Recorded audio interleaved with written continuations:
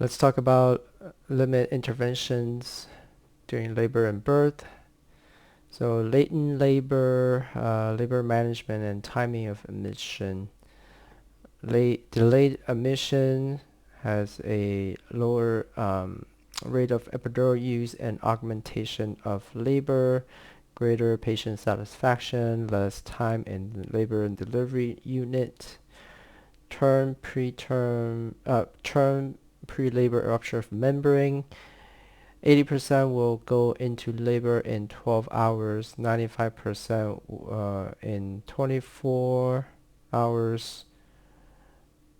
Immediate induction group had a lower rate of choreo and endometritis, early onset neonatal sepsis, and NICU admission. Expectant management for limited time may be considered after counseling 12 to 24 hours. GBS positive patients, antibiotics should be immediately started.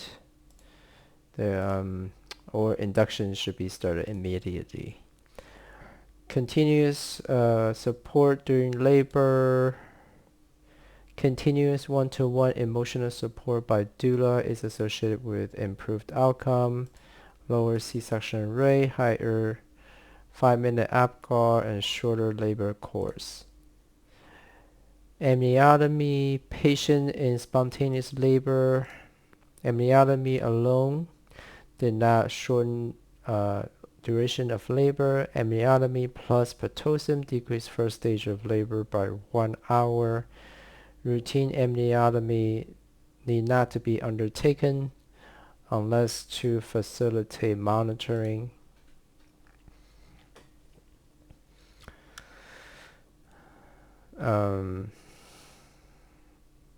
Intermittent auscultation did not affect outcome of perinatal death or cerebral palsy in low-risk labor patients.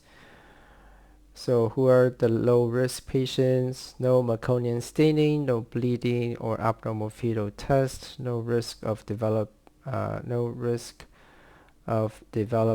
fetal acidemia, such as fetal growth restriction babies, or fetus with congenital abnormalities.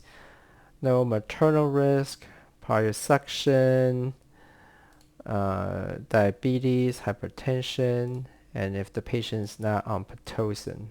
So if you meet all these criteria, you can be on intermittent auscultation.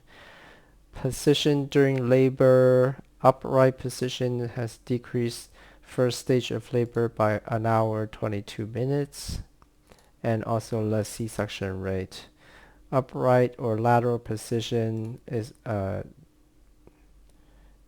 associated with fewer abnormal fetal heart rate, reduction in episiotomy, and fewer operative vaginal birth. Pushing technique, spontaneous versus Valsalva pushing, there is no difference.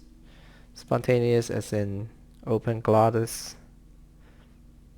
Delay versus immediate pushing.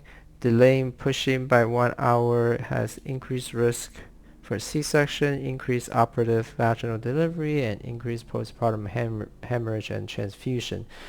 Pushing at the start of second stage with epidural had decreased choreo, postpartum hemorrhage, and neonates with lower risk of acidemia. So the recommendation is to start pushing at the start of second stage.